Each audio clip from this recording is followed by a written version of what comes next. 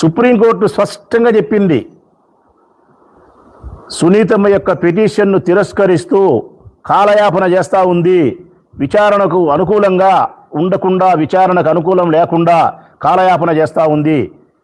ఈ కేసు విషయంలో జగన్మోహన్ రెడ్డి గారిని విచారించాల్సిన అవసరం లేదు, కేసులో ముద్దాయి కాదు, విచారణ చేయాల్సిన అవసరం లేదు అని చెప్పి సుప్రీంకోర్టు చెప్పిన తర్వాత సిబిఐ అనే గొప్ప దర్యాప్తు సంస్థ ఈ కేసులో మరొక ఎవరిని విచారణకు పిలిచాల్సిన అవసరం లేదు, మరొక ఎవరిని ముద్దాయిలు చేయాల్సిన అవసరం లేదు, ఇంతకంటే ఇంకా నేర పరిశోధన చేయాల్సిన అవసరం లేదు, మేము వేసిన అడిషనల్ ఛార్జెస్తో క్లోజ్, మీరు ట్రయల్స్కి పోవచ్చు అని చెప్పి సిబిఐ చెప్పిన తర్వాత కూడా, సుప్రీంకోర్టు చెప్పిన తర్వాత కూడా జగన్మోహన్ రెడ్డి గారు వివేకానందని లేపేసినారు, నేను ఆనాడే కడపలో చెప్పినా అంటే నువ్వు సిబిఐ దర్యాప్తు సంస్థ కంటే గొప్పవానివే లోకేష్?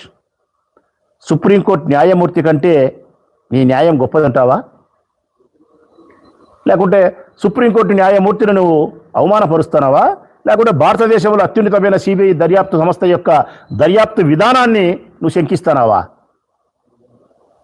అహంకారం, అసూయ, ఈ రెండే మీ దగ్గర ఉండేది. జగన్మోహన్ రెడ్డి పైన అసూయ, పదవి ఉందనే ఉద్దేశంతో, అధికారం ఉందనేదో అహంకారపూరితంగా మీరు మాట్లాడుతున్నారు. ఇది